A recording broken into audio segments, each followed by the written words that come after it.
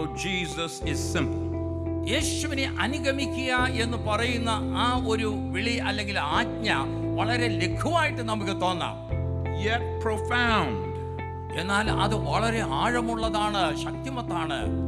And it leaves no room for dithering or indecisiveness. ഏതെങ്കിലും രീതിയിലുള്ള സംശയത്തിനോ അല്ലെങ്കിൽ തീരുമാനമെടുക്കുവാനുള്ള അവ്യക്തതയ്ക്കോ അവിടെ സ്ഥാനമില്ല. It must be the first priority in our lives. നമ്മുടെ ജീവിതത്തിന്റെ ഏറ്റവും മുഖ്യ പ്രാധാന്യം കൊടുക്കേണ്ടത് ഈ ഒരു പ്രതികരണത്തിനാണ്. No matter what we are doing when the call comes. ഈ വിളി വരുമ്പോൾ നമ്മൾ എന്ത് ചെയ്യുന്നു എന്നുള്ളതല്ല, എന്ത് പ്രവർത്തനത്തിൽ നമ്മൾ ഏർപ്പെട്ടിരുന്നാലും ഈ വിളിയോട് നമ്മൾ എങ്ങനെ പ്രതികരിക്കുന്നു എന്നുള്ളതാണ് പ്രധാനം. In Luke's gospel, Jesus has little patience for those who attempt to place other concerns above the call of God. ലൂക്കോസിന്റെ സുവിശേഷത്തില് യേശു വിളിക്കുമ്പോൾ അതിന് വിമുഖത കാണിക്കുന്ന ചിലരെ കുറിച്ച് യേശു അവിടെ അക്ഷമനാകുന്നത് നമ്മൾ വായിക്കുന്നുണ്ട്. One man begged for time to go and bury his father before saying yes to the call. എന്നെ അനുഗമിക്കുക എന്ന് പറഞ്ഞപ്പോൾ ഒരാൾ പറയുകയാണ്, ഞാൻ മുന്നമേ പോയി എൻ്റെ അപ്പനെ കുഴിച്ചിടണം, അതിനുശേഷം വന്ന് നിന്നെ അനുഗമിക്കാം. Jesus said, let the dead bury the dead. മരിച്ചവർ തങ്ങളെ മരിച്ചവരെ കുഴിച്ചിടട്ടെ, നീയോ എന്നെ അനുഗമിക്കുക. You go proclaim the kingdom of God. നീ ദൈവരാജ്യത്തിന്റെ സുവിശേഷം ഒന്ന് പ്രസംഗിക്കുക എന്ന് പറഞ്ഞു. Another man said, I will follow you. മറ്റൊരു മനുഷ്യൻ പറഞ്ഞു, ഞാൻ നിന്നെ അനുഗമിക്കാം, but let me say farewell to those at my home. എന്നോ ഞാൻ എൻ്റെ വീട്ടിലുള്ളവരോട് പോയി യാത്ര പറഞ്ഞിട്ട് വരണം, അതിനുള്ള അനുവാദം തരണം. Jesus said, you do not have time for that. യേശു പറയുന്നു, നിനക്ക് അതിനുള്ള സമയം ഇപ്പൊ ഇല്ല. No one who puts a hand to the plow and looks back is fit for the kingdom of God. കലപ്പയ്ക്ക് കൈവച്ച ശേഷം പുറകിലേക്ക് തിരിഞ്ഞു നോക്കുന്നവൻ ദൈവരാജ്യത്തിന് കൊള്ളാവുന്നവനല്ല. Jesus leaves no room for other concerns to have priority over the call. ഈ വിളിക്ക് മുൻഗണന നൽകണമെന്നാണ് ദൈവം ആഗ്രഹിക്കുന്നത്.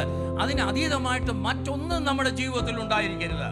The call to God's service takes priority over everything else. മറ്റെല്ലാറ്റിനേക്കാളും ദൈവത്തിന്റെ ശബ്ദത്തിനും ദൈവത്തിന്റെ വിളിക്കും നമ്മൾ മുൻഗണന നൽകണം. Next, may I say there are benefits and burdens to obedience. ഈ വിളിയെ നമ്മൾ അനുസരിക്കുമ്പോൾ അതിന്റെ പ്രയോജനം നമുക്കുണ്ട്, എന്നാൽ അതോടൊപ്പം അതിന്റെ ബുദ്ധിമുട്ടുകളും നമുക്കുണ്ടാകാം.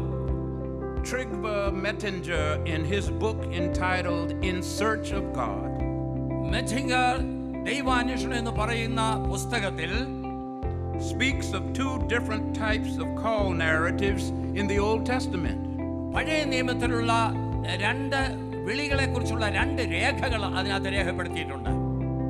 In the first type of call narrative, the one who is called accepts their commission without objection. ആദ്യത്തെ രീതിയിലുള്ള വിളി എന്ന് പറയുമ്പോൾ ആ വിളിക്ക് യാതൊരു രീതിയിലുള്ള മടിയും പറയാതെ കണ്ട് അതിനെ പൂർണ്ണ മനസ്സോടുകൂടി അനുസരിക്കുന്ന അനുഭവത്തെ കുറിച്ചാണ് അവിടെ പറയുന്നത്.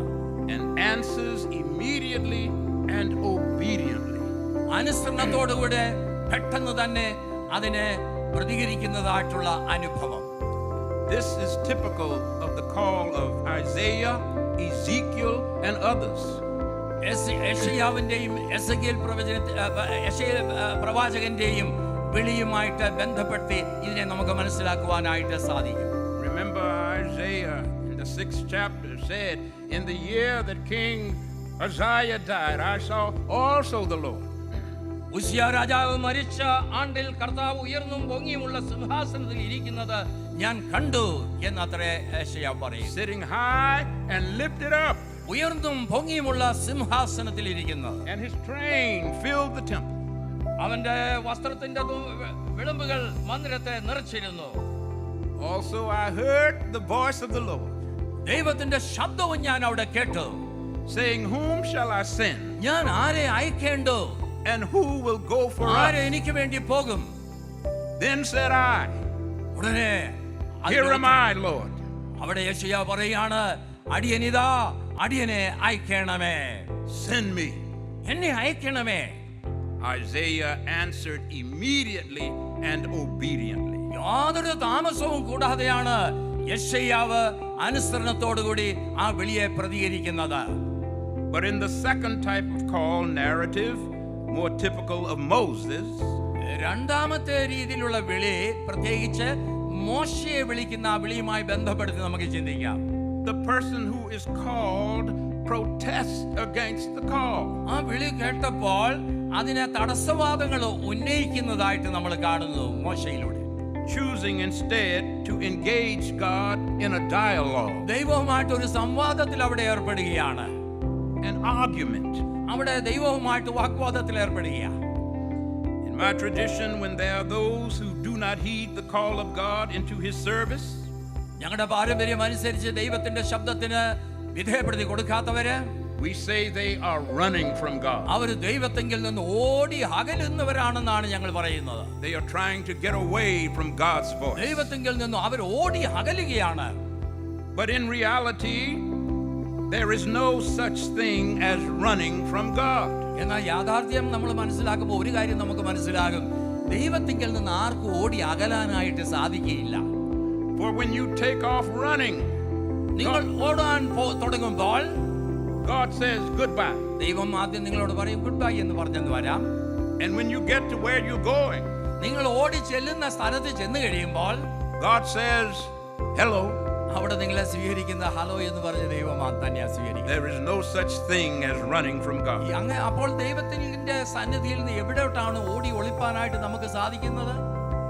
Because God is omnipresent. ദൈവം സർവ്വവ്യാപിയാണല്ലോ. The psalmist in the 139th Psalm proclaimed, 139ാമത്തെ സങ്കീർത്തനത്തിൽ സങ്കീർത്തനക്കാരൻ ഇപ്രകാരം പറയുന്നു, where can I go from your spirit? നിന്റെ ആത്മാവിനെ ഒളിച്ച് ഞാൻ എവിടേക്ക് പോകും? Or where can I flee from your presence? നിന്റെ തിരുസന്നിധി വിട്ട് ഞാൻ എവിടേക്ക് ഓടും? If I make my bed in Sheol, ഞാൻ പാതാളത്തിൽ പോയി കിടക്ക വിരിച്ചാൽ you are there. നീ അവിടെ ഉണ്ട്. If I take the wings of the morning and fly to the uttermost parts of the sea, ഞാൻ ഉഷസ്സിൽ ചിറക് ധരിച്ച് സമുദ്രത്തിന്റെ അറ്റത്തിൽ നിന്ന് പാർത്താൽ even there your hand shall അവിടെയും lead നിന്റെ കൈ എന്നെ നടത്തും, and your right hand shall uphold me. നിന്റെ വലം കൈ എന്നെ പിടിക്കും.